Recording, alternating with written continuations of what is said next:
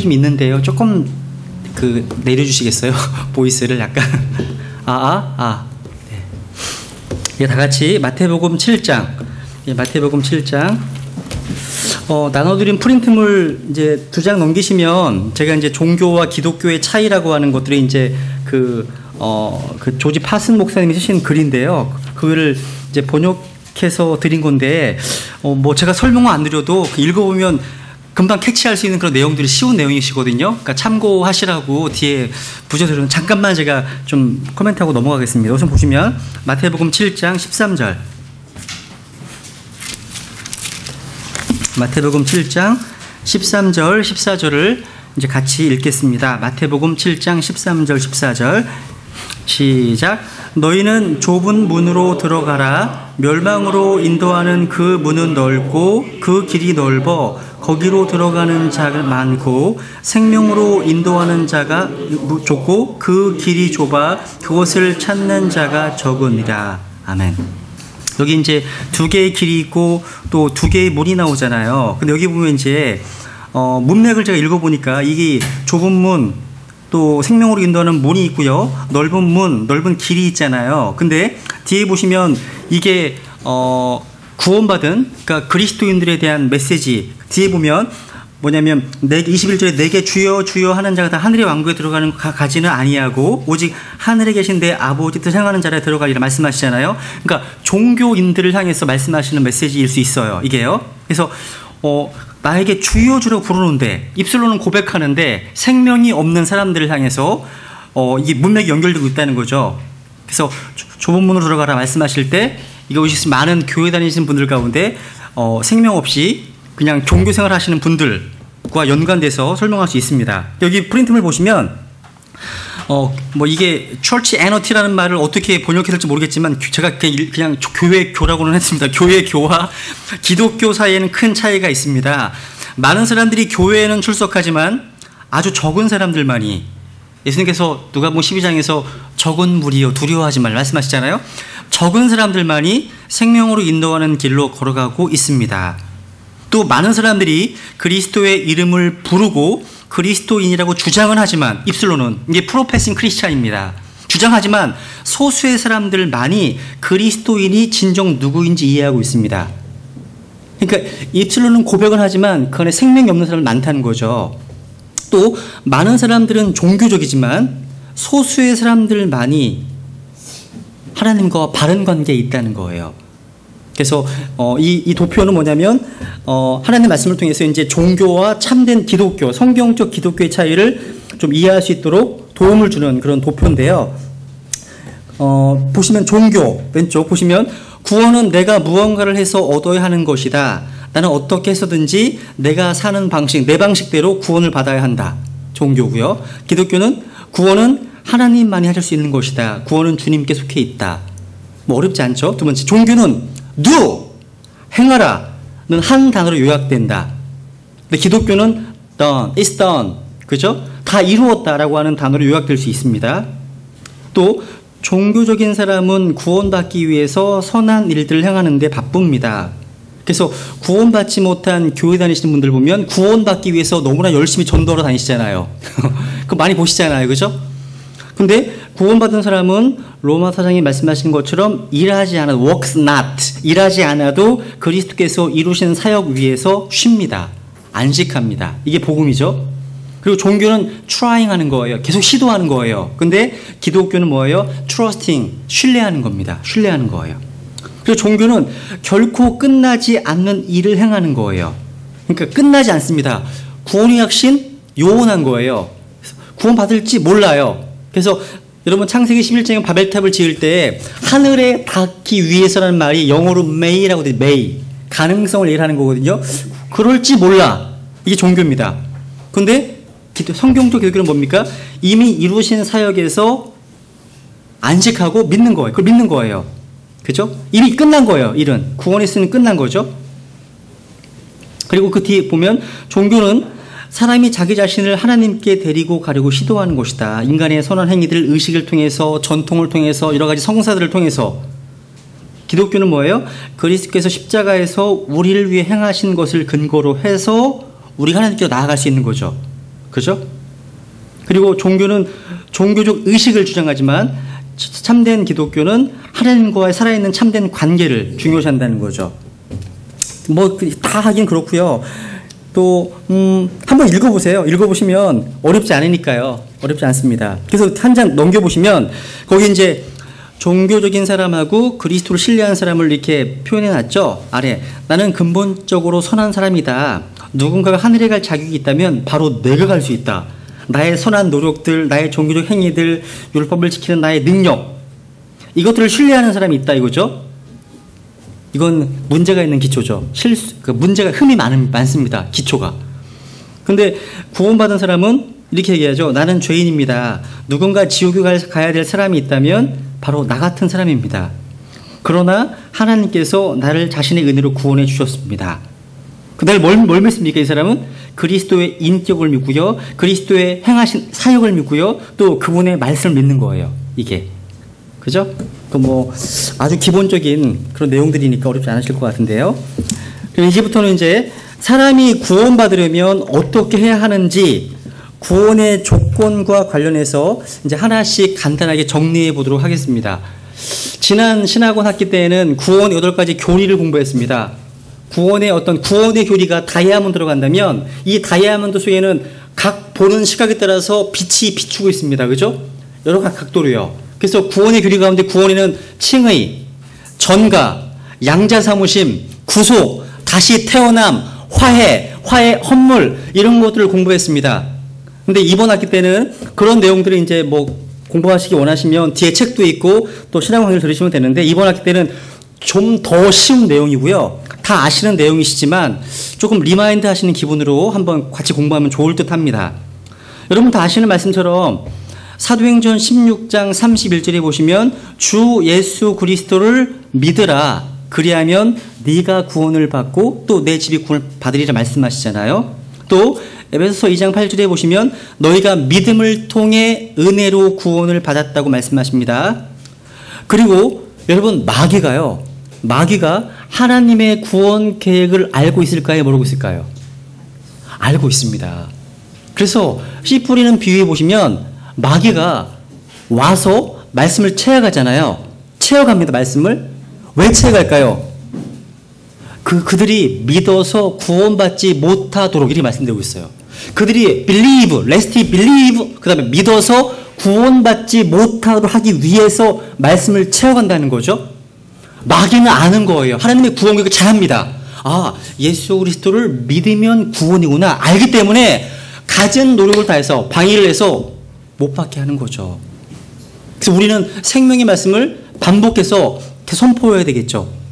여러분 그 어떤 것보다요 하나님의 선물인 구원을 받는 것보다 더 중요한 건 없습니다.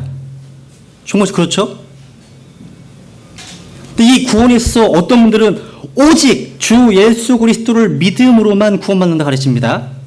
또 어떤 분들은 그러면 안 되고 믿고 세례를 받아야만, 믿고 물침례를 받아야 구원받는다 가르칩니다.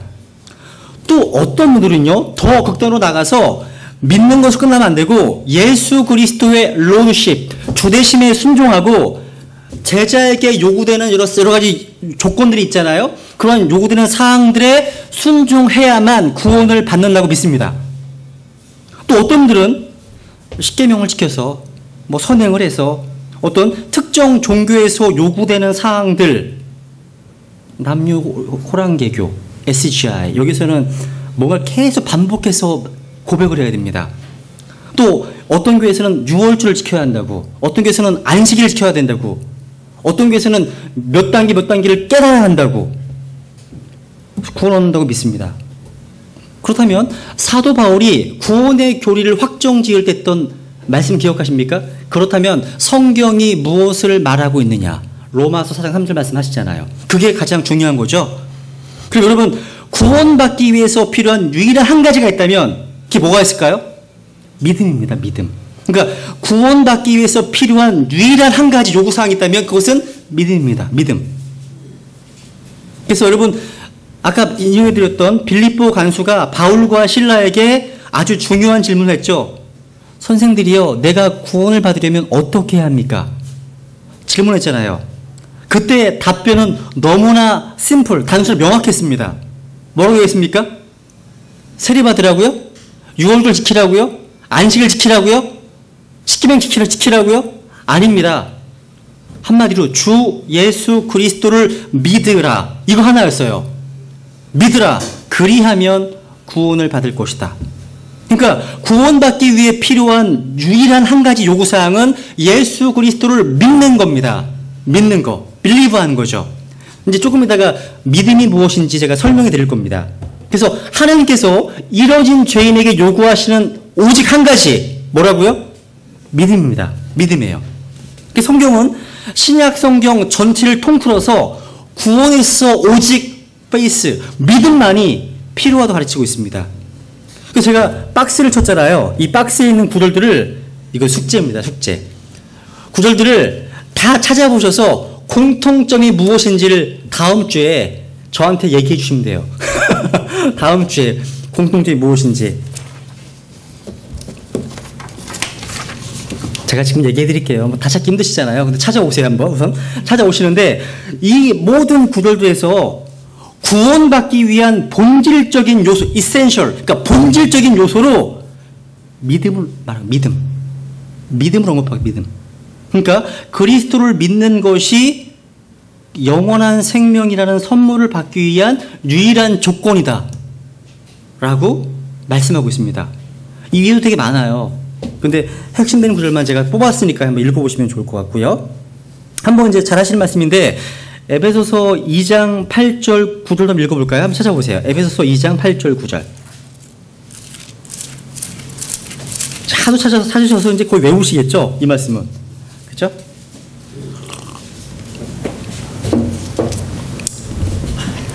사람이 어떻게 구원을 받습니까? 라고 하는 질문에 대해서 하나님께서 답변해 주십니다. 너희가 믿음을 통해 은혜로 구원을 받았나니 그것은 너희 자신에게서 난 것이 아니요 하나님의 선물이니라. 행위에서 난 것이 아니니 이것은 아무도 자랑하지 못하게 하려 함이라.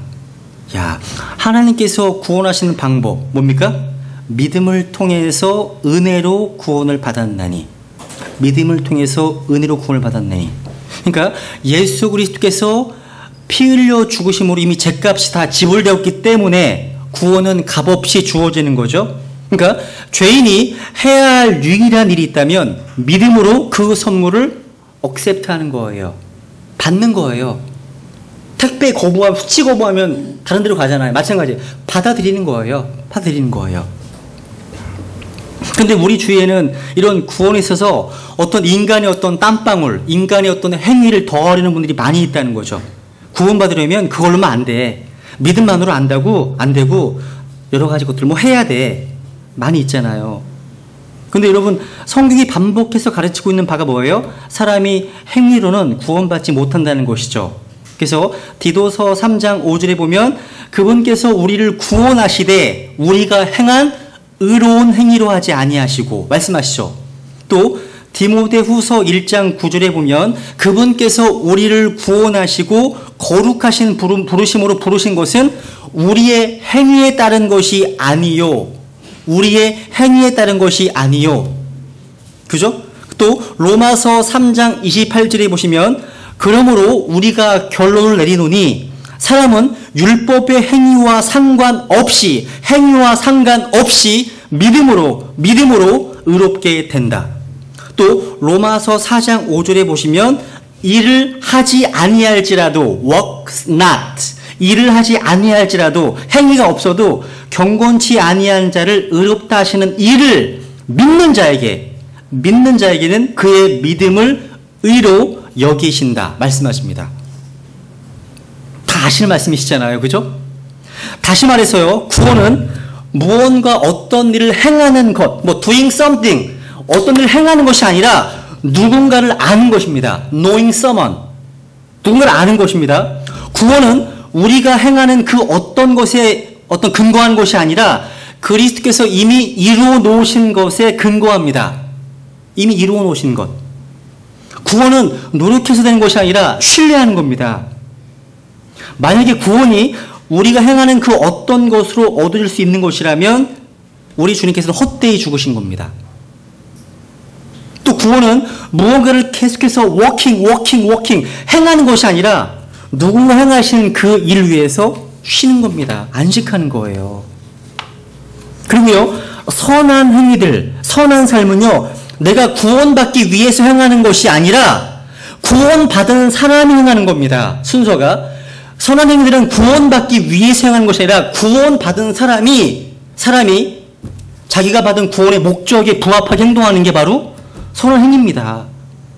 그래서 순서가 바뀌면 안 돼요. 순서가 바뀌면 이단이 되는 거죠. 말이 마차 앞에 있어야지 마차 뒤에 있으면 잘못되죠. 마찬가지예요. 선한 행위로 구원받은 건 아니지만 선한 행위를 하기 위해서 구원받은 거라는 거. 그죠? 많이 반복했습니다. 그리고 하나님의 거룩하심은요, 인간이 보기에 가장 깨끗한 사람도, 베스트맨, 가장 최상의 사람도요, 완전히 정죄합니다. 하나님의 거룩하심 비춰보면. 그런데 하나님의 은혜에 비춰보면 하나님의 은혜는 인간이 보기에 최근에 오원충과 같은 그런 최악의 사람도 값없이 의롭다 하십니다. 값없이요. 이게 하나님의 은혜예요. 하나님의 거룩하심과 하나님의 은혜가 같이 있으시다는 거예요. 하나님께서는. 그리고 마귀가 아까 말씀드렸던 것처럼 하나님의 구원 계획을 알고 있습니다. 알고 있어요. 여러분 디모데전서 2장을 봐보세요. 한번 디모데전서 2장.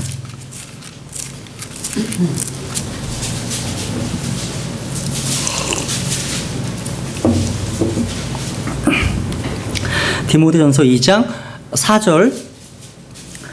그분은 모든 사람, 그분이 누구시죠? 바로 하나님이십니다. 3절 하나님, 우리 구원자. 그분은 모든 사람이 구원을 받고 진리를 아는 데 이르기를 원하시느니라.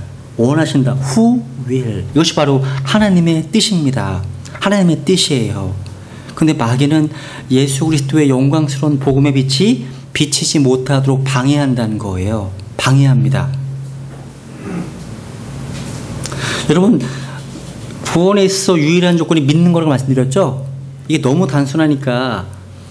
근데 그거 아세요, 여러분? 여러분 다 속으실 수 있다는 거? 제가 알고 있는 구원받은 지체들 가운데 몇몇 사람들은요, 이단으로 갔습니다. 자만하면 안 돼요. 그분들도 저랑 같이 신앙생활 하셨던 분들인데요, 하나님 말씀 앞에 뿌리를 내리지 못하니까, 아직 어린 아이다 보니까 속으시더라고요. 그래서 신천지도 가셨고요, 안상홍에 갔다가 오시기도 하셨고요, 어떤 분은 오시기도 하셨고요. 의외로 있더라고요. 그러니까 되게 쉬운 교리잖아요. 너무 단순한 것 같잖아요. 근데 이단들이 접근할 때 사용하는 방식도 보면 굉장히 간교한다는 거예요. 간교합니다. 혹하게 만들어요. 그래서 여러분이 하나님 말씀 안에 정말 뿌리가 박히고 토가 굳어서 요동하지 않을 만큼 성장하지 않으시면 속을 수 있다고 하는 그 생각이 들어요. 속으시면 안 되겠죠. 아까 그 주 예수 그리스도를 믿으라, 그리하면 너와 내 집안이 구원을 받으리 말씀드렸잖아요. 그죠? 만약에 빌립보 간수가 했던 질문을 이단에 속한 사람들이나 거짓 종교에 속한 사람들과 만나서 한번 물어보세요. 어떻게 하면 구원받을 수 있습니까? 물어보세요. 그런데 그분들의 답변이 사도행전 16장 31절 말씀과 다르다면 어떻게 하셔야 돼요? 리젝트 하시고 나오시면 되는 거. 나오셔야 되겠죠. 그죠? 그거로 테스트 하셔야 돼요. 하나님 말씀으로요. 믿으라가 아니라 믿고 뭐하라. 믿음 플러스 알파. 그럼 나오셔야 되겠죠. 안영기님, 자꾸 하울링 생기네요. 조금 더 줄여주시겠어요? 하울링 생기시죠? 그죠? 네. 걸리시죠? 거슬리시죠? 네, 조금만 줄여주세요. 제가 목소리가 커졌나? 여러분 기억하시는 요한복음 아시죠? 요한복음이 기록된 목적이 무엇이죠? 아시죠? 그죠? 그렇죠. 그죠? 이것을 기록함은 예수님께서 바로 하나님의 아들 그리스도이심을 너희가 믿게 하려 함이요, 또 믿고 그분의 이름을 통해 생명을 얻게 하려 함이라 말씀하시잖아요. 그럼 여러분, 믿는 게 뭐예요? 제가 유충에서 아이들에게 이제 그 가르치면서 예수 믿는 게 이런 것이야, 예수 믿는 게 뭔지 알아? 설명을 많이 해줬어요. 1시간 동안. 또 얘들이요, 5월달에 이제 그 전도 주간이잖아요. 저희 주일학교 같은 경우는. 밖에 나가서 전도를 다니다가 이제 이단들도 만나고 막 그러잖아요. 근데, 상현인가, 제 아이가, 기현이가 뭐 기억 안 나요. 하여튼, 누가 전도를 하고 있는 걸 봤대요. 그래서 자기가 모르는 척 하고서 전도지를 받았다는 거예요. 받고서 저한테 배운 대로, 아저씨, 예수 믿는 게 뭔지 아세요? 이렇게 얘기를 해 물어봤다는 거죠. 그랬더니 이 아저씨가 갑자기 당황하시면서 잠깐만 기다려봐요. 허이 오라고 다른 분들을 데리고 오는 거예요. 그래서 그 오신 분이 예수 믿는 게 뭔지 잠깐만 좀 왔다 갔다 하셨나 봐. 그래가지고 아이가 얘기해 줬대요. 예수 믿는 건 그게 아니라고요. 설명해 주는, 예수님께서 하신 일을 의지하는 거예요. 의탁하는 거에 믿는 거예요. 막 설명을 하니까, 야, 너 참 똑똑하다. 이제 그리고 막 의기양양해서 오는 거야, 얘네들이요. 야, 그럼 복음 잘 전했냐? 그게 기분이 좋았나 봐, 애들이요. 근데 여러분 한번 생각해 보세요. believe, 믿는다는 게 뭐예요? faith, 믿음이 뭐예요? 이런 것들. 우리는 뭘 믿어야 되는지는 아시잖아요. 근데 그냥 믿는다는 게 뭘까? 한번 정리를 해봤어요. 믿는다는 게 뭘까? 우선 믿음은 이해하기 어려운 게 전혀 아니에요. 여러분 매일매일 믿음으로 행하시고 계세요. 지금 현재 여기 오셔서 의자에 앉으셨잖아요. 근데 의자가 여러분의 몸무게를 지탱하고 있죠. 그죠? 내 몸무게 때문에 의자가 부서지지 않을 거야 라고 하는 믿음이 있는 거예요. 그래서 앉는 거죠. 여러분 오실 때 자동차 타고 오셨습니다. 그죠? 아니면 계시겠지만 자동차 운행할 때요, 제동장치가, 브레이크가 들을 것이라는 사실을 믿음이 있기 때문에 갑자기 멈춰야 할 경우가 생기면 브레이크를 밟잖아요. 제대로 잘 작동할 거 믿으시잖아요. 그게 믿음이에요. 비행기 타보셨죠? 그죠? 비행기 탈 때 비행기가 땅에 곤두박질 칠 거라면 누가 타겠습니까? 그죠? 곤두박질 치지 않고 나의 목적지까지 안전하게 데려다 줄 것이다 라고 하는 믿음이 있기 때문에 타는 거 아니겠습니까? 여러분 이따가 김밥과 사발만 드실 거예요. 그죠? 근데 그런 음식을 먹을 때마다 그 음식에 아무런 독성이 없고 제대로 잘 요리되었겠지 라는 걸 믿기 때문에 드시는 거 아니에요? 근데 오늘 제가 네이버에 보다가요, 패스트푸드에 나오는 햄버거가 4주가 지났는데도 아무런 변화가 없대요. 세균수가 빵이래. 세균수가 제로래요. 얼마나 안 좋은 거야. 방부제가 들어있나? 방부제도 안 들어있대요. 그럼 뭐 때문에 안 상할까? 그래서 패스트푸드 업체에다가 다 공문을 보냈대요. 답변이 없어요. 얘기를 한 군데에서만 답변할 수 없습니다. 만 얘기하고 있고. 아니 어떻게 4주 동안 햄버거를 놨는데 안 상하고 있다는 게 말이 됩니까 이게? 그 뭐가 들어있을까 여기에요. 근데 수제 햄버거, 그러니까 직접 손으로 만든 햄버거는요 3일 되기 전에 다 상해버렸대요. 부패한대요. 안 상하는 이유가 뭘까요? 뭔가 있는 거 아니겠습니까 진짜로? 또 여러분 제가 예전에 어렸을 때요 지하실 갈 때마다 되게 무서웠어요. 혹시 천장이 무너지지 않을까? 진짜요. 무너지지 않을까? 근데 여러분 지하실 내려가시잖아요. 왜? 천장이 안 무너지지 당연히. 그럼 믿음이 내려가시는 거예요. 그리고 개를 키우셔보죠. 개를 키우실 때도요, 아무리 개가 커도요 너무 순둥이 같아 얘가. 에이 나 안 물겠지 이런 걸 믿지 않으세요? 안 물겠지 믿으시잖아요. 또 친구가 내일 야 저녁에 한번 만나자, 공원에서 몇 시에 만나자 라고 하면 그 친구의 말을 그대로 받아들여서 믿으시잖아요. 이게 다 믿음이에요. 이게 다 믿는 거예요. 믿음이라고요. 그런데요, 잘 보세요. 때때로 자동차의 제동장치에 문제가 생겨서 사고가 날 수 있습니다. 급발진으로 사고가 날 수도 있죠. 또 비행기가 추락해서 생명을 잃을 수가 있습니다. 또 의자에 앉으려고 하는데 의자가 부서질 수 있습니다. 또 제가 먹은 음식 때문에 음식에 문제가 있어서 배가 아파서 병원 갔다 식중독이야. 이럴 수도 있습니다. 때때로 성수대교처럼 다리가 무너질 수도 있습니다. 건물이 붕괴될 수도 있습니다. 또 나무에 오를 때 나뭇가지가 꺾일 수도 있습니다. 또 순해 보이는 개가 물 수도 있습니다. 저희 막내 아이가 제일 무서워하는 게 개예요, 개. 왜? 개가 조만한 애들은 만만하게 보나 봐. 달려들어 막. 그래서 막 물어. 큰 애한테는 꼼짝 못하는데 대인이 먼저 나오면 눈치를 보다가 아무도 없으면 막 물어요. 순해 보이는 개가요. 물 수도 있어요. 때때로 친구들이 약속을 지키지 않을 때도 있습니다. 여러분 중요한 게 뭔지 아세요? 내가 믿는 믿음이 중요한 게 아니라 내가 누구에게 어떤 것에 믿음을 두냐가 더 중요합니다. 믿음의 대상이 가장 중요한 거예요. 그래서 믿는다는 것보다 믿음의 대상이 더 중요하다는 거예요. 부처를 믿으면 또 마음을 믿으면 지옥 가잖아요. 대상이 더 중요한 거예요. 여러분 우리를 결코 실망시키지 않고 우리의 기대를 결코 저버리지 않으실 분이 누구실까요? 그렇죠. 당연하죠. 그죠? 그럼 목사님이 아니고요. 그죠? 부활절 토끼도 아니고요. 대통령도 아니고요. 다 아니에요. 물론 뭐 좋으신 분들이시지만 그죠? 여러분 자신도 아니에요. 왜?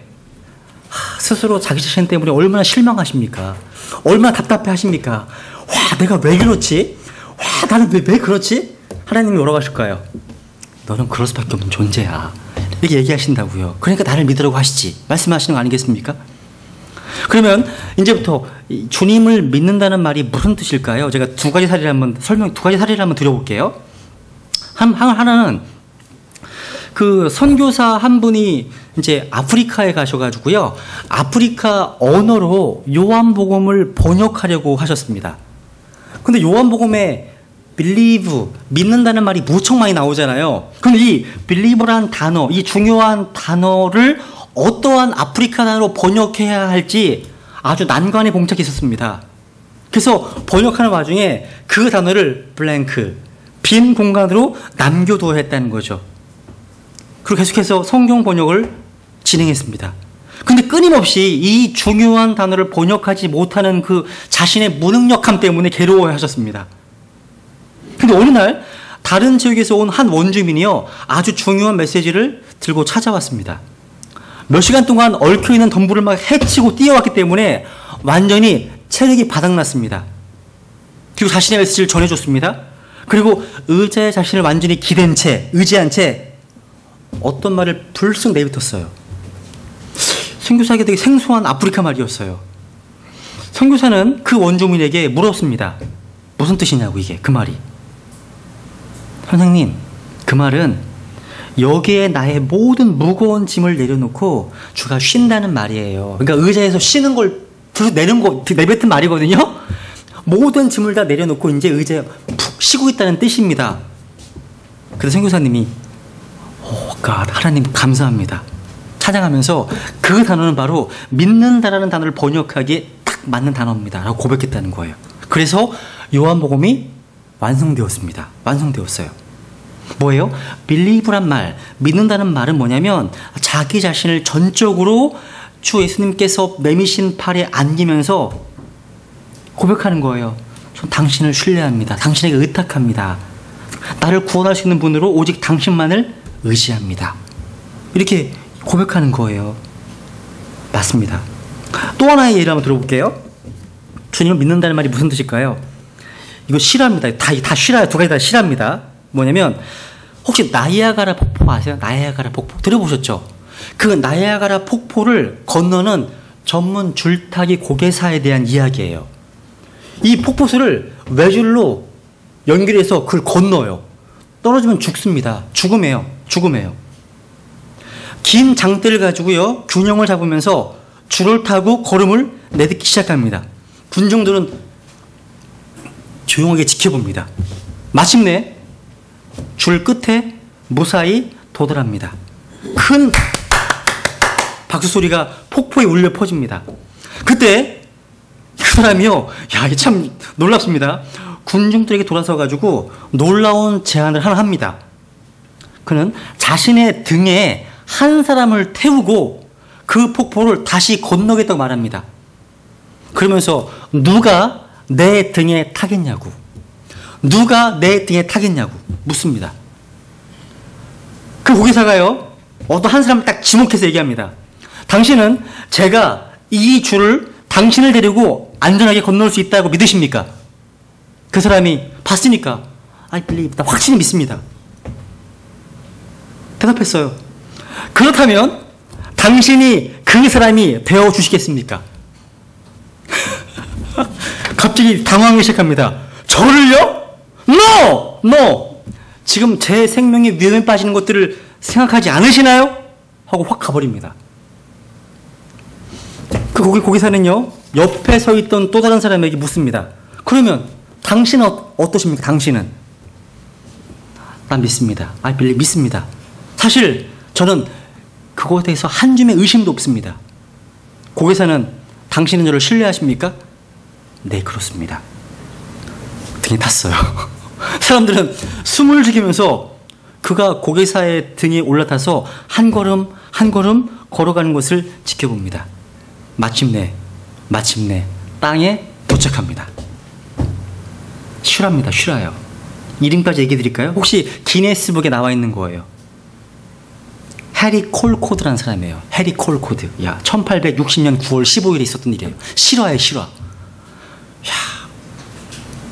지금 이 순간, 이 시간, 지금 살고 있는 이 순간에서요, 영혼으로 가려면 커다란 구렁을 건너야 되는데 그 구렁을 건너기 위한 구원의 밧줄이 예비되어 있습니다.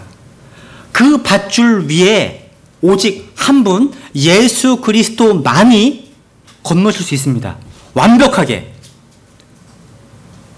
여러분은 예수님께서 나를 데리고 건널 수 있다고 믿을 수 있습니다. 믿을 수 있습니다. 그죠? 그런데 나 자신을 온전히 그분께 의탁해서 마지막 걸음을 완성하기까지 가지 않는다면 진짜 믿은 것이 아닙니다. 하나님께서 우리가 온전히 자신의 아들 예수 그리스도 자신을 의탁하기 원하신다는 거예요. 근데 지금 제가 방금 인용해드린 이 사례는요, 한 가지 문제점이 있어요. 뭐가 있는지 아세요? 솔직히 좀 겁나지 않으세요? 겁나지 않으세요? 예수님을 신뢰한다는 게 매우 위험한 것이라 인상을 받지 않으세요? 그게 문제예요, 그게. 전혀 사실이 아닙니다. 사실 영원한 구원을 위해서 예수님을 신뢰하는 것은 사람이 할 수 있는 가장 안전한 것이에요. 안전한 겁니다. 이 고개사는 실수할 수 있습니다. 죽을 수 있어요. 그런데 우리 주님께서는 결코 실수하지 않으시고 결코 실수하지 않으실 것입니다. 구원받기 위해서 그분께 나오는 자들은 결코 실망하지 않을 거라는 거죠. 이게 믿는 거예요. 이게 믿는 거예요.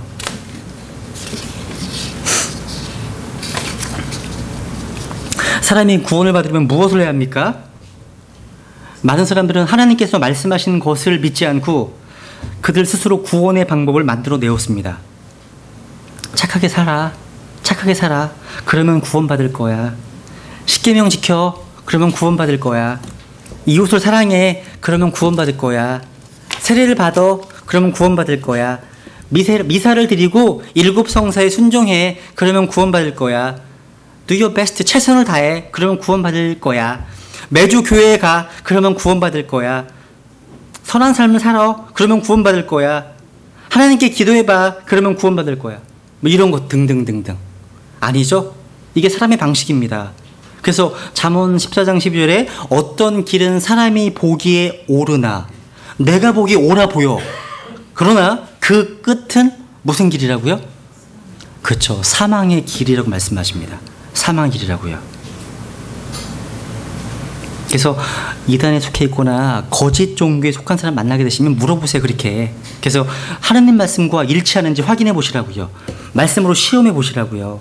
근데 여러분, 사람이 우리 주 예수 그리스도를 믿기 전에 먼저 해야 할 것이 있습니다. 뭔지 아세요? 이제 성경 몇 구절 찾아볼 테니까 순서대로 나열해 보세요. 아마 천국 가기 위한 본고사 시험 이 문제 날 거예요.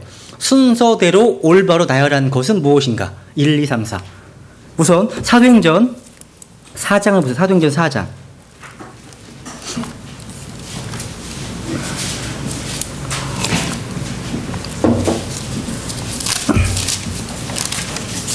사도행전 4장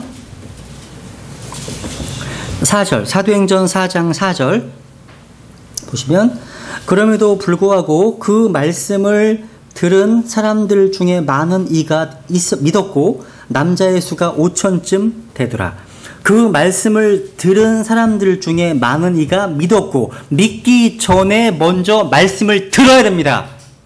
그죠? 내용이 있어야지. 내용이 없이 믿는다? 뿌리가 없는 거죠. 그 다음에 순서를 나열할게요. 사도행전 15장부터 15장. 사도행전 15장 7절 똑같습니다. 15장 7절.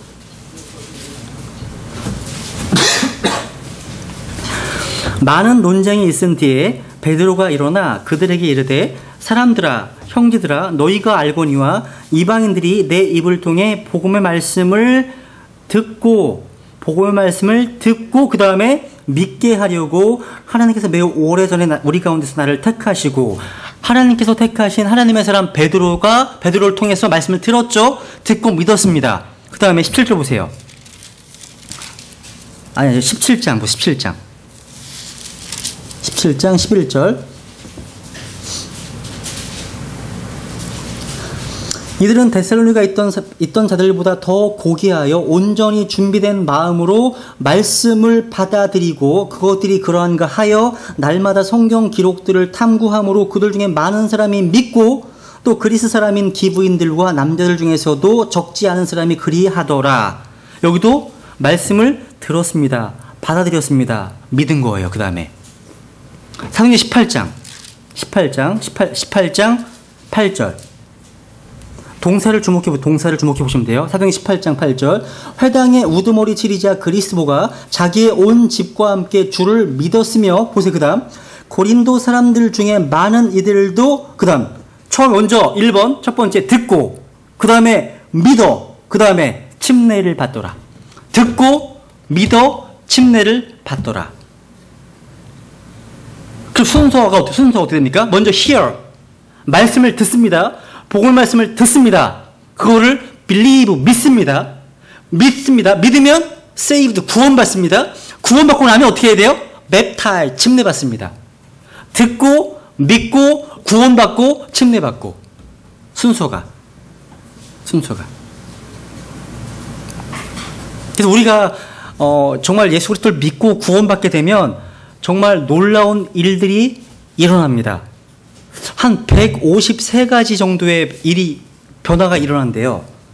그 중에는 죄 용서 받죠, 의롭게 되죠, 또 믿으면 거룩하게 성별되죠, 믿으면 또 성령님이 내 안에 들어오시죠. 이러한 변화가 내가 느끼든 느끼지 못하든지 간에 일어난다는 거예요. 그래서 영적 성장은요, 이러한 진리를 더욱더 많이 알고 누려가면 갈수록 이렇게 성장하는 거예요. 그게요. 그러면 이제 구원의 조건 관련해서 이제 회개, repentance, 회개라는 주제를 한번 살펴보고, 아마 여기까지만 해야 될 것 같은데 오늘 마치죠. 회개. 여러분 이제 여쭤볼게요. 회개해야 구원받습니까? 회개해야 구원받습니까? 구원받으려면 회개가 꼭 필요한 것입니까?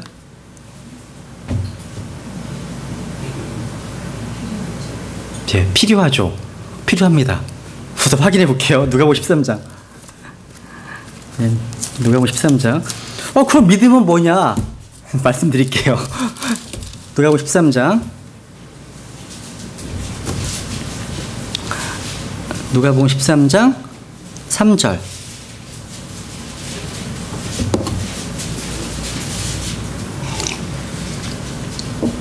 3절.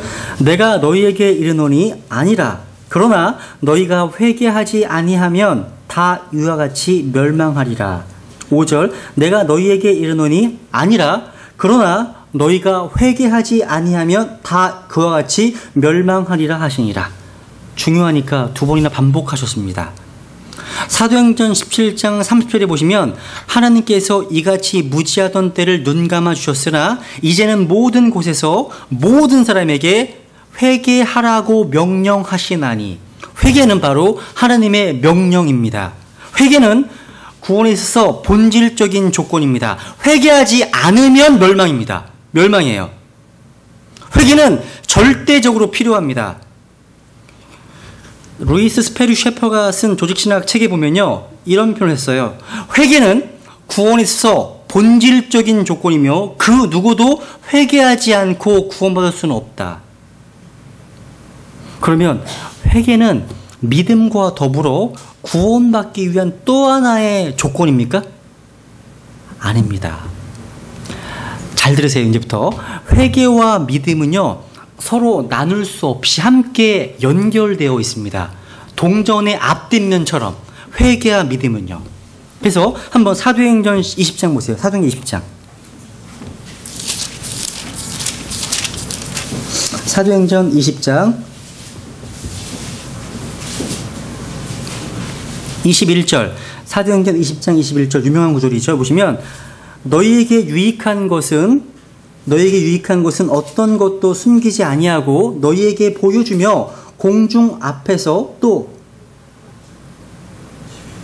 집에서 집으로 다니며 너희를 가르치고 21절 유대인들과 또한 그리스인들에게 그 다음 하나님을 향한 회개와 우리 주 예수 그리스도를 향한 믿음을 증언하였노라.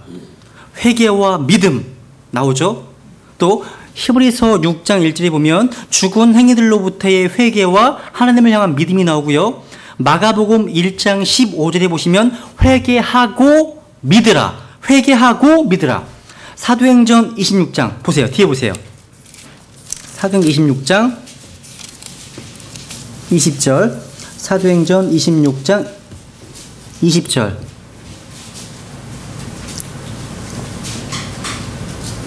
먼저 다마스커스 사람들에게 또 예루살렘에서 그리고 두루 모든 유대 지방과 이방인들에게 그다음 잘 보세요. 그들이 뭐하고? 처음에 회개하고 하나님께로 돌아와 회개에 합당한 일들을 행하여야 함을 보임에 회개하고 하나님께로 돌아오는 거예요.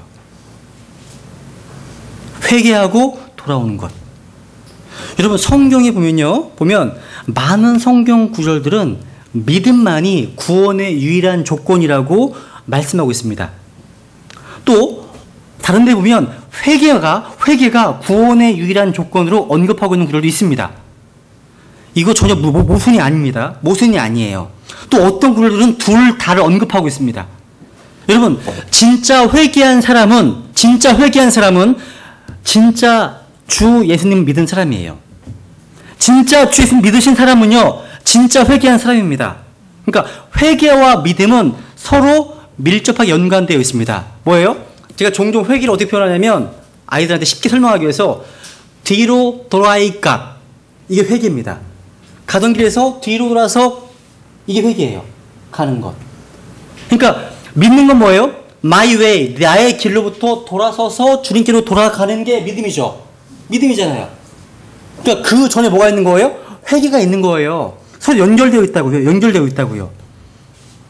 그래서 유명한 그 해리 아이언사이드가 쓰신 책을 보면 회개와 믿음은 서로 밀접하게 연관되어 있는데 하나님을 믿은 사람은 회개합니다. 회개한 후는 주님을 신뢰하게 됩니다. 그러니까 하나님 앞에서 자기 자신을 죄인으로 심판한 사람, 그 사람은 복음을 믿게 됩니다. 그 복음 안에서 안식하게 됩니다. 근데 여러분, 이 회개라는 주제가요, 되게 많은 논쟁이 있어요. 특히 회개의 정의와 연관되어서요. 회개가 뭐냐? 회개의 정의. 중요합니다. 우선, 욥기 42장 볼게요. 욥기 42장. 여러분, 회개가 뭔지 아세요? 회개? 네? 욥기 42장 보시면, 회개하면 떠오르시는 게 그거 아니세요, 혹시? 주여, 내가 이러이러한 죄를 짓고 용서해 주세요. 주여. 눈물 흘리면서 콧물 흘리면서 하는 거. 이게 회개입니까? 그게 회개가 아니에요. 그게 회개가 아니에요. 우선 욥기 42장 보세요. 욥기 42장 6절. 같이 읽죠. 시작. 그러므로 내가 내 자신을 몹시 싫어하고 티끌과 재 속에서 회개하나이다. 여기 말씀 보면 회개는 자기 자신을 몹시 싫어하는 겁니다. 우리가 얼마나 비천한 존재인지를 발견하는 거예요. 우리가 진짜 죄악되고 비참한 존재임을 발견하는 거예요. What we are. 우리의 존재를. 비참하구나, 더럽구나, 사악하구나. What we have. 내가 행한 거 말고 나의 존재 자체가요. 존재 자체가. 많은 분들이 회개를 죄로부터 돌아서는 것. 이게 정의합니다. 그렇습니다. 죄인은요, 죄에 대한 태도가 바뀌어야 합니다. 하나님께서 보시는 그대로 죄를 보아야 합니다. 거룩하신 하나님께서 우리의 죄가 얼마나 더러운 것인지, 얼마나 혐오스러운 것인지를 깨달아야 합니다. 자신의 마음이 절망적으로 사악하다는 것을 깨달아야 합니다. 죄가 너무나 끔찍하기 때문에 하나님께서 그 죄를 해결하시기 위해서 자신의 독생자를 보내셔서 죄를 짊어지게 하시고 우리를 위하여 죄가 되게 하셨습니다. 근데 그 해결책이 앞서서 죄인은 먼저 자신의 죄들로부터 해방되고자 하는 소망이 있어야 됩니다. 그것은 오직 예수 그리스도 안에서만, 그분만이 하실 수 있다는 것을 깨달아야 합니다. 근데 여러분, 죄인이요, 이거 맞는 말인가 한번 들어보세요. 당신이 구원받으시려면 담배 끊으세요. 술 끊으셔야 됩니다. 탐욕스러운 당신의 삶을 바꾸셔야 됩니다. 구원받기 위해서. 제 주변에 복음주의적인 그 사역자 분들이 하시는 얘기를 하는 얘기를 제가 들었어요. 제가 조심스럽게 말씀드리죠. 그건 아닌 것 같다고. 그건 아니라고. 여러분, 이디오피아 사람이 자기 피부를 바꿀 수 있습니까? 없죠. 악에 익숙한 너희가, 구원도 안 받은 자가 어떻게 자기의 죄악으로부터 돌아서서 벗어서 그걸 끊을 수가 있습니까? 담배 끊고 오라고요? 아니에요. 마음에 우선 그런 내면적인 어떤 변, 이게 회개가 내면적인 거예요. 그러니까 외적인 거가 아니에요. 내적인 거야. 그러니까 죄에 대한 태도와 생각을 바꾸는 거예요. 내가 안 되는구나. 나는 안 되는구나. 그러니까 주님이 필요하구나. 이게 진짜 회개라는 거예요, 이게요. 제가 방금 전에 얘기했던 것은 제가 한 몇 주 후에 말씀드리겠지만 이게 로드십 셀베이션이라는 거예요. 그러니까 나의 삶이 깨끗하게 거룩하게 돌아서는 삶의 어떤 행위가, 삶의 변화가 없으면 구원이 아니다. 이게 참 위험할 수 있어요. 이게 무슨 얘기냐면 사람들이 회개와 회개의 열매들을 혼동한다는 거예요. 그러니까 회개를 생각의 어떤 변화라기보다는 삶의 변화라고 정의합니다. 물론 내적인 변화는 외적인 변화를 낳습니다.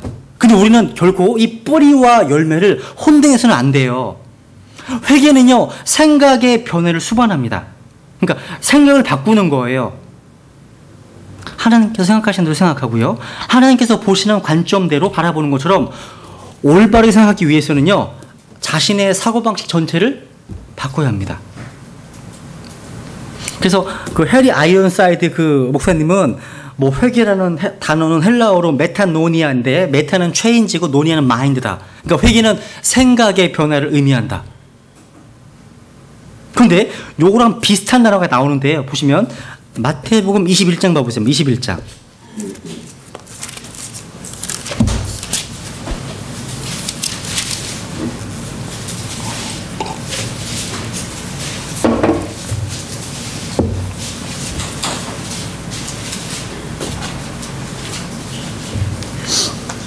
예, 마태복음 21장 28절.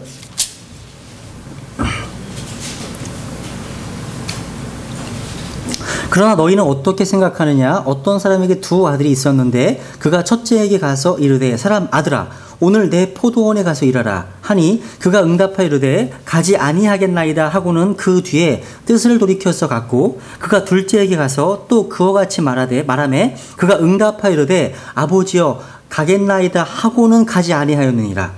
그 둘 중에 누가 자기 아버지 뜻을 행하였느냐? 여기 보시면 29절에 보면 그가 뜻을 돌이켜서 갔다. 이 말이 repented and went. 이 회개라는 단어 같은 단어예요. 뜻을 돌이키고 갔다. 그런데 이 단어가요. 헬라어로 이렇대요. 메타모포시스. 그러니까 메타노니아 비슷한 단어인데요. 메타는 변화죠. 체인지죠. 모폴시스라는 단어는 폼입니다. 폼. 형태를 바꾸는 거예요. 그러니까 유충 상태에 있던 어떤 그 곤충이요, 나비로 변화되는 것처럼. 그러니까 메타모폴시스가 몸이 완전히 변화되는 것이라면 메타노니아 회개는요, 생각의 변화를 의미합니다. 생각의 변화예요. 이 생각의 변화. 이 생각의 변화는요, 단순히 지적으로, 정신적으로 동의하는 것 그 이상으로 훨씬 더 깊은 겁니다.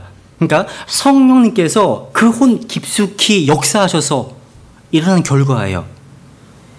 마치 이사야가요, 하나님을 보았을 때 화로다 나여 망하게 되었도다. 나는 입술이 부정한 사람이요 또 입술이 부정한 백성 한가운데 거하거니와 내 눈이 왕 곧 만군의 주를 보았다 말씀하시죠. 화로다 나여 내가 망하게 되었다. 그래서 특히요, 회개의 어떤 수반되는 생각의 변화는 특히 죄와 연관이 많아요. 죄인들을 불러 회개하게 하려고 왔노라 말씀하시죠. 죄인들을 불러 회개하게 왔다. 회개. 또 하나, 여러분 탕자 얘기 기억나시죠? 탕자가 이제 아버지를 떠나서 허랑방탕하게 생활하다가 나중에 정신 차렸죠. 이 정신 차렸다는 말이 영어로 he came to himself예요. 진짜 자기 자신에게로 돌아온 거예요. 이게 뭐예요? 정신 차린 거예요. 생각 바꾼 거예요. 이 탕자는 뭐냐면 자기가 살아왔던 길이 죄악되고 어리석다는 것을 깨닫게 되었습니다. 그래서 아버지께로 갔습니다. 근데 여러분, 탕자가 자신의 삶을 바꾸지 않았습니다. 누더기를 걸치고요, 더러운 모습 그대로 갔습니다. 아버지는요, 그에게 옷을 입혀줬고요, 먹을 것을 주었습니다. 이 탕자는 고백합니다. 저는 합당하지 않습니다. 합당하지 않습니다. 탕자는 단순히 아버지께로 갔을 뿐입니다. 빈털터리가 되어서 갔을 뿐이고요, 자신의 죄 속에서 더러운 모습 그대로 갔습니다. 과거의 모습 그대로 왔습니다. 심지어 옷을 바꾸어 입거나 목욕을 하지 않았습니다. 그런데 탕자의 내면의 태도가 바뀌었다는 거죠. 잘 생각해 보세요. 그게 너무 많아요.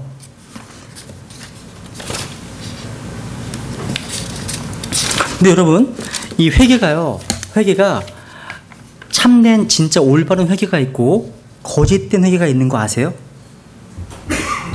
어떤 분들은 슬픔에 사로잡혀서 죄의 결과들에 대해서 후회하는 모습, 이걸 회개라고 가리키기도 해요.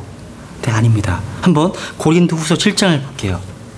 고린도후서 7장에 보시면 여기에 두 가지 회개가 나오는데, 회개가 나오고 후회가 나옵니다. 후회.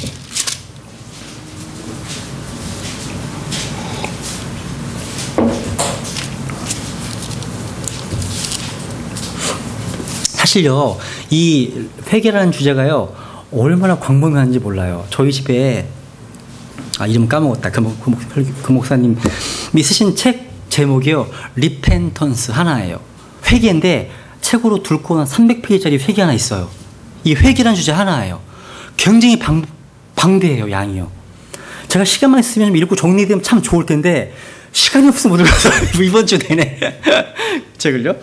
근데 굉장히 좋은 책인 것 같더라고요. 우선 7장에 보면 10절 보세요. 여기 두 가지가 나오는데 같이 읽죠. 시작. 하나님의 뜻대로 하는 근심은 회개를 이루어 다시 돌이킬 수 없는 구원에 이르거니와 세상의 근심은 사망을 이루느니라. 여기 보시면 하나님의 뜻대로 하는 근심에 밑줄 치세요. 이 근심은 회개를 이룹니다. 이게 진짜 회개예요. 하나님의 뜻대로 하는 근심이 있고, 또 한 가지 세상의 근심이 있어요. 세상적인 슬픔. 이걸 다른 말로 후회입니다. 회개와 후회는 다릅니다. 복음적인 면에서의 회개가 뭔지 아세요? 내가 행한 것에 대한 것이 아니에요. 나의 존재에 대한 탄식. 이게 회개예요. 베드로 고백하잖아요. 주님 만나고 나서 주여 나를 떠나소서, 저는 죄 많은 인생입니다. 고백하잖아요. 그러니까 성경적인 올바른 회개는 뭐예요? 자신이 어떠한 존재인가에 대해서 슬퍼하고 스스로 선하지 않음을 인정하고 예수 그리스도를 받아들이는 게 참된 성경적 회개입니다. 그러니까 회개에 대한 표식이 죄들을 고백하는 게 아니에요. 뭐 이러이러한 죄를 졌습니다. 이게 회개가 아니라 나의 존재 자체가 더럽습니다. 비참합니다. 주님밖에 없습니다.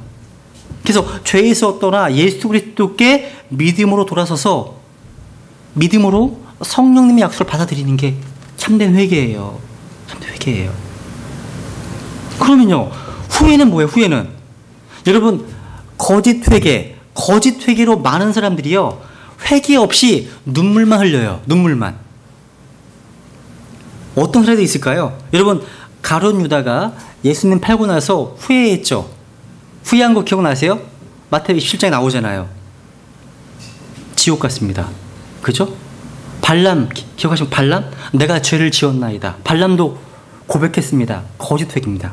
지옥 같습니다. 발람도. 사울은요, 사울도 내가 죄를 지었나이다. 고백했습니다. 지옥 같습니다. 파라오도요, 내가 죄를 지었습니다. 고백했습니다. 지옥 같습니다. 다. 이게 세상적인 슬픔이에요. 오늘날요, 많은 기독교인들이 회개에 대해서 오해합니다. 많은 교인들이요, 회개라고 하면 무엇 잘못했고 무엇 잘못해서 용서해 주세요라고 빕니다. 그게 회개라고 생각해요. 물론 이것도요, 회개 속에 나타나는 어떤 하나의 표현이라고 생각을 합니다. 근데 그 무엇을 잘못했고 심지어 용서해 달라고 구하지만 진정으로 회개하지 않는 많은 사람들이 많이 있습니다. 또한 진정으로 회개하지 않는 사람들, 구원에 이르는 회개를 하지 않는 사람들이 교회에서 반복해서 자기의 죄악된 삶에 대해 눈물을 흘리면서 주님께 용서를 구하는 경우를 비일비재하게 보게 됩니다. 그러니까 여러분, 지금 제가 회개를 2개를 얘기했어요. 이해됐어요? 무슨 얘기인지? 구원에 이르는 회개, 사도행전 11장 18절에 보시면 repentance unto life, 생명에 이르는 회개가 있습니다. 구원에 이르는 회개가 있습니다. 일생 가운데 딱 한 번 한 거, 이게 구원받은 회개예요. 딱 한 번의 회개. 이 회개가 없이 매일매일 새벽 기도 나가서 내가 지었던 죄악들을 나열하면서 용서하려고 고하는 것, 이게 종교행위입니다. 하나님 저 받지 않으세요. 받지 않으세요. 그러니까 지금 얘기했던 것처럼 생명에 이르는 회개가 없이 하는 것만, 없이 하는 것.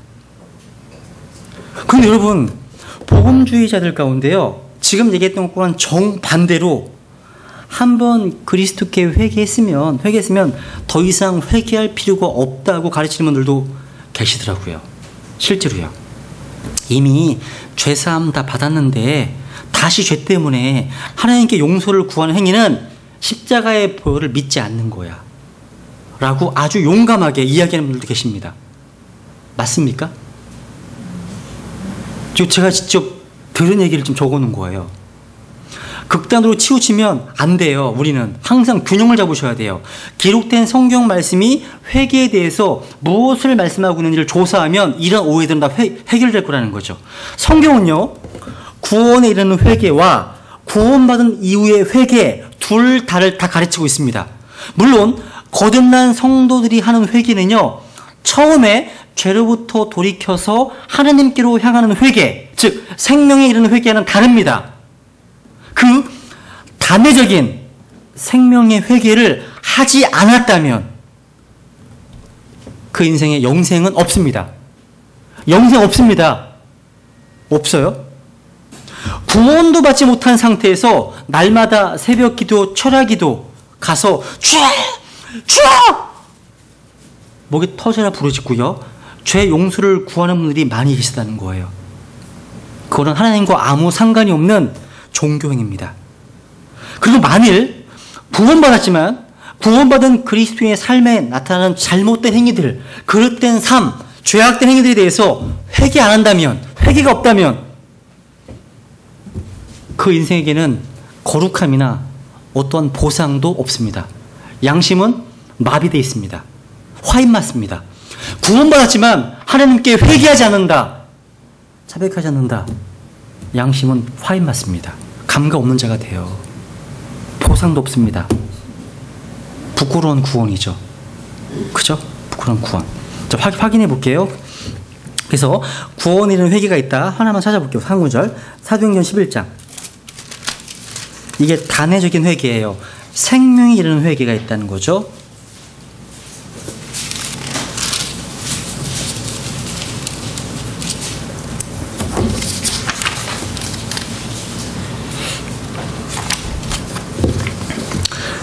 사도행전 11장 18절 보시면 그들이 이것들을 듣고는 잠잠하고 하나님께 영광을 돌리며 이르되 그러면 하나님께서 이방인들에게도 생명에 이르는 회개를 주셨도다 하니라. 이 절 치세요. 생명에 이르는 회개. 일생 가운데 딱 한 번 하는 회개예요. 구원에 이르는 회개 이것이요. 하나님의 뜻대로 슬퍼하는 것. 이건 다시 회개할 필요가 없는 거예요. 이미 끝난 거야. 끝난 거예요. 그죠? 근데 구원받은 이후에 회개가 있습니다. 뭐냐면 이미 구원의 회개를 경험한 사람이 하나님 아버지와의 교제 회복을 위해서, 하나님 아버지와의 관계 회복을 위해서 자녀로서, 아들로서 필요한 고백, 돌아서는 행위, 이게 바로 구원받은 이후에 반복적으로 드려야 할 회개입니다. 근데 이것은요, 구원 회개의 경험이 없는 사람은요, 이 생활 회개를 아무리 자주 드린다 하더라도요, 이거 의미가 없는 거예요. 의미가 없는 거예요, 이거는요. 이거는 구원받은 사람들이 하는 회개예요, 이 회개는요. 확인해 볼게요. 요한일서 1장.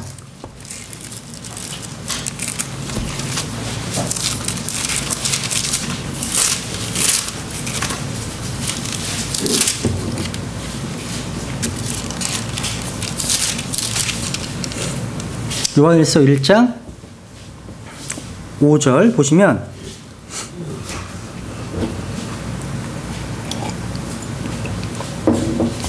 그런즉 우리가 그분에게서 듣고 너희에게 밝히 드러내는 소식이 이것이니 곧 하나님은 빛이시요 그분 안에는 전혀 어둠이 없다는 것이라. 만일 우리가 그분과 교제한다고 말하며 어둠 가운데 걸으면 우리가 거짓말하고 진리를 행하지 아니하느니라. 그러나 그분께서 빛 가운데 계신 것 같이 만일 우리가 빛 가운데 걸으면 우리가 서로 교제하고 또 그분의 아들 예수 그리스도의 피가 모든 죄에서 우리를 깨끗하게 하느니라. 지금 요한 1서의 수신자는 누굽니까? 구원받은 성도들입니다. 성도들이에요. 근데 구원받은 성도들의 죄가 이미 다 용서되었죠.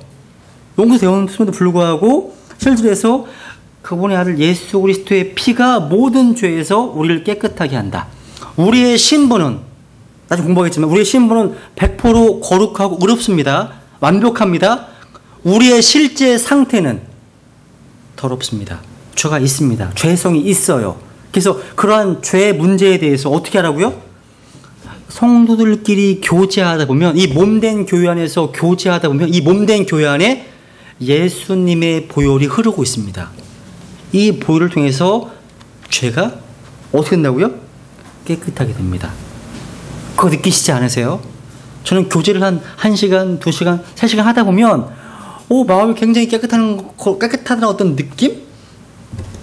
그걸 느껴요. 왜? 교제하다 보면 예수님의 피가요 돌고 있는 것처럼 보여요. 왜? 몸된 교회 안에서 그분의 피가 생명돼서 흘러가고 있거든요. 그래서 교제가 중요한 거예요. 교제가.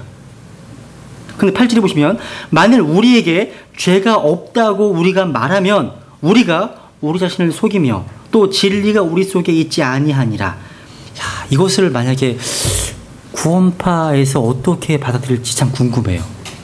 죄 없다고 하거든요. 항상 물어보잖아요. 당신 죄 있어 없어? 이게 질문이에요. 죄 있다고 하면 구원 못 받은 거고 죄 없다고 하면 뭐라고 할까요?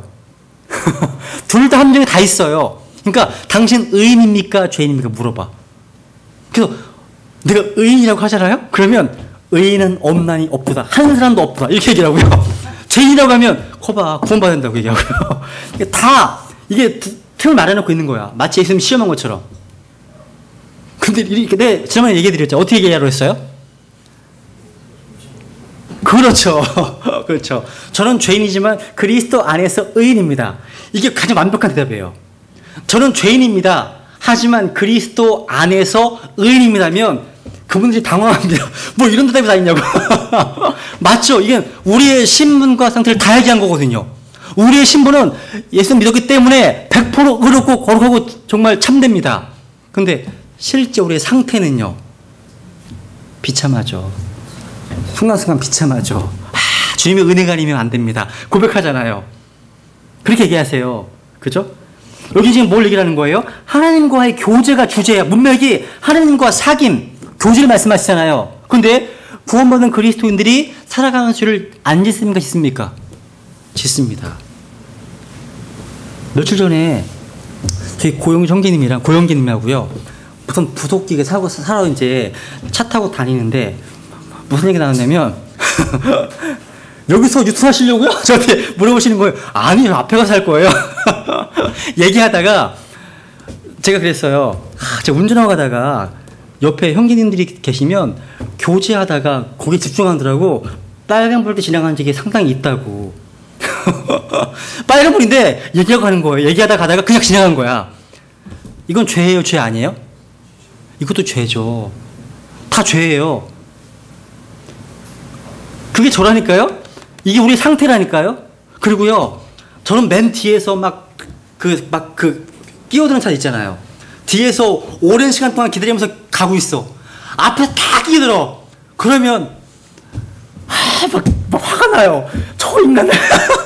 화가 나. 이게 죄성이야. 죄성이 있다는 거죠. 야, 근데 앞차가 또 여자 드라이버네? 근데 차 다 양보를 하고 있는데. 그럼 막, 아니, 저 분은.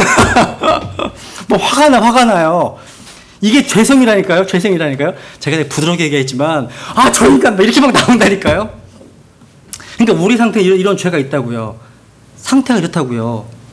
근데 그걸 또 어떻게 됩니까? 어떻게 되나고요? 그다음 나오잖아요. 9절. 만일 우리가 우리의 죄들을 뭐 하면요?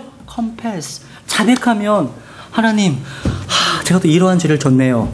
이럴 수밖에 없는 죄인이죠. 그런 인생입니다. 좀 제가 주님의 은혜로 승리할 수 있도록 도와주세요. 이게 자백하는 거 아니에요? 자백하면 그분께서는 신실하시고 의로우사 우리의 죄들을 용서하시며 모든 불의 소리를 깨끗하시니라. 용서하신다고 되어 있어요. 죄를 용서하신대요. 뭐예요? 이 용서는 구원의 용서가 아니에요. 뭐예요? 가족적인 용서예요. 아버지로서 용서예요. 재판장으로서의 용서가 절대 아니라 아버지로서 나를 용서하신 걸 얘기하는 거죠. 용서가 두 가지가 있는 것도 아시겠죠? 나중에 제가 말씀드릴게요. 정리해 드릴게요. 그래서 하나님 앞에 자백하고 회개하는 것. 계시록 2장과 3장에서도 말씀하시잖아요. 교회들에게 회개하라, 회개하라, 회개하라, 회개하라. 히브리서 12장 보세요 한번. 이제 회개의 주제와 관련돼서 가장 오해되는 성경 기록 중에 한 구절, 이제 두 구절만 확인해 볼게요. 두 구절을 이제 통해서 좀 정리해 보고 싶은데요. 히브리서 12장 보세요 한번. 에서에 대한 얘기예요. 에서가 회개를 원했습니까? 에서가 회개를 시도했습니까? 근데 결코 그럴 수 없다고 설명하는 칼빈주의자들이 있어요. 뭐예요? 그러니까 하나님께서 어떤 사람들에게는 회개와 구원을 나누어 주시고 어떤 사람들이 허락하지 않으신다는 그런 오류, 이걸 주장하시기 위해서 이 얘기를 항상 인용해요. 그러니까 조직신학 책에 보면, 구원 책에 보면 이 구를 항상 인용하거든요. 이게 문제가 있습니다. 보세요. 17장. 히브리서 12장 17절 보시면 16절부터 보겠습니다. 16절. 이것은 음행하는 자나 혹은 먹을 것 한 조각을 위해 자기의 장자권을 판 에서와 같이 속된 자가 있지 아니하게 하려 함이라. 에서는 속된 자입니다. 속된 자, 프로페인. 세속적인 사람이었죠. 17절. 너희가 아는 바와 같이 그 뒤에 그가 복을 상속받고자 하였을 때 거절당하였으니 그가 눈물을 흘리고 염려하며 뜻을 돌릴 곳을 구하였으나 그것을 찾지 못하였느니라. 여기 뜻을 돌릴 곳이 뭔지 아세요? 이게 바로 회개입니다. repentance. 뜻을 돌릴 것을 구하였으나. 이게 뭐예요? 그럼 에스가 회개를 원했다는 말입니까? 성경으로 해석하게 되면 전혀 다른 이야기가 나와요. 여러분 거기다가 창세기 27장 30절부터 38절을 적어 놓으세요. 거기다가 뜻을 돌릴 곳. 밑에다가 창세기 27장 30절로 38절까지. 뭐냐면 에서는요 회개하기 원치 않았습니다. 그는 속된 자였습니다. 에서는요 그냥 보시면 아버지가 뜻을 돌리기를 원했습니다. 아버지가 이삭이요. 무슨 얘기예요?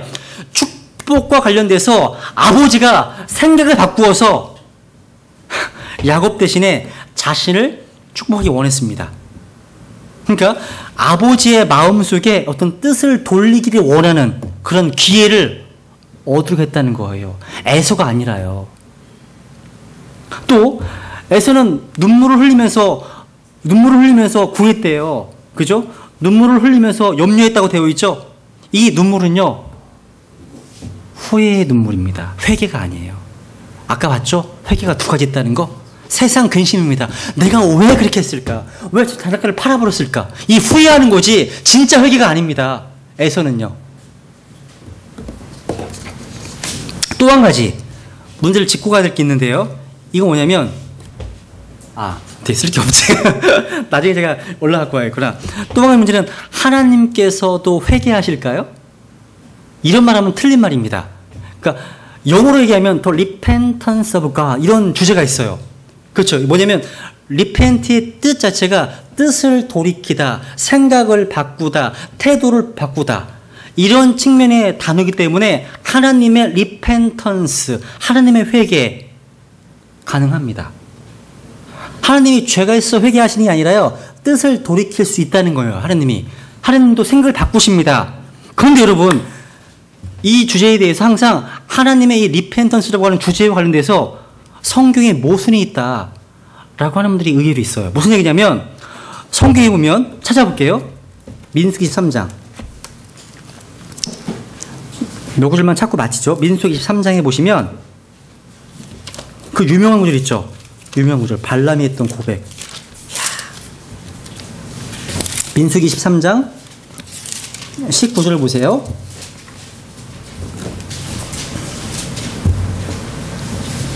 구절 같이 읽죠.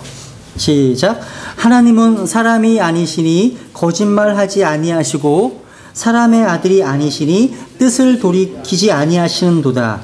그분께서 말씀하셨은즉 그것을 행하지 아니하시리요 그분께서 이르셨은즉 그것을 실행하지 아니하시리요. 여기 보시면 유명한 구절이죠. 하나님은 사람이 아니시다. 그래서 거짓말 안 하신다. 또 사람의 아들이 아니시니 그 다음에 뜻을 돌이키지 아니하신다. 민수기 23장 19절 말씀이죠. 그죠? 뜻을 돌이킨다는 말이 repent라는 단어, repent. 하나님은 뜻을 돌이키지 않으신대요.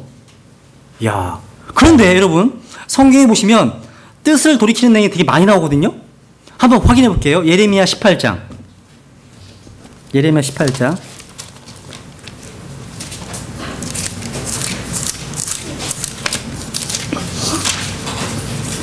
예레미야 18장 7절. 예레미야 18장 7절 보시면